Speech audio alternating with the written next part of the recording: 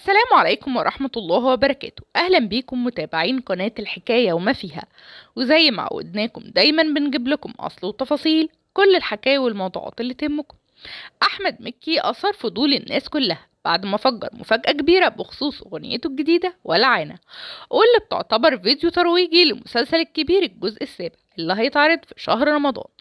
وحققت الأغنية من أول ما نزلت نجاح كبير. طب يا ترى إيه المفاجأة اللي فجرها مكي بخصوص الكبير الجزء السابع وبخصوص كلمات الأغنية بتاعته؟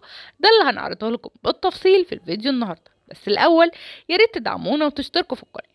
كشف مكي لجمهوره لأول مرة عن إنه من أصول عربية، تحديدا من قبيلة بني هلال، واللي هجرت من مكة للجزائر ولصعيد مصر، وعبر عن إنه فخور جدا بأصوله العربية الأصيلة، وعشان كده اتكلم في أغنيته الجديدة عن أصوله العربية واستعان بأمثال عربية وشعبية من التراث العربي القديم. ده غير إنه جسد شخصيات عربية قديمة تعبيرا منه عن افتخاره بأصوله العريقة.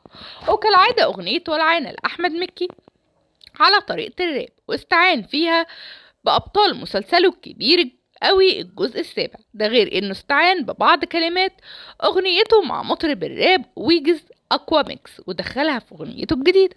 بالرغم من ان في ناس كتير مؤخرا هجمت مكي وقالت انه بقاله فترة مش قادر يخلع طوب الكبير، وان المسلسل بتاع الكبير قوي اتعمل منه اجزاء اكتر من اللازم، الا ان الجزء السادس من المسلسل حقق نجاح كاسح بالرغم من غياب الفنانة دنيا سمير غانم. الا ان الجمهور كان معتقد ان غيابها هيأثر بشكل كبير على المسلسل، لكن الفنانة رحمة احمد قدرت بخفة دمها انها تحبب الجمهور في المسلسل وما تحسستهوش بغياب دنيا. اما بقى عن ابطال مسلسل الكبير قوي الجزء السابع، فهيشارك الفنان احمد مكي في رمضان سنة 2023 مجموعة كبيرة من أبرز الفنانين، ومنهم محمد سلام وبيومي فؤاد وهشام إسماعيل ورحمة أحمد. يا ريت تشاركونا بآرائكم وتقولوا لنا يا ترى انتوا من الناس اللي شايفين ان الكبير طول زيادة عن اللزوم، ولا عجبكم الجزء السادس ومتشوقين انكم تشوفوا الجزء السابع؟ ولو عجبكم الفيديو يا ريت تدعمونا وتشتركوا في القناة وتفعلوا الجرس عشان يوصلكم كل جديد.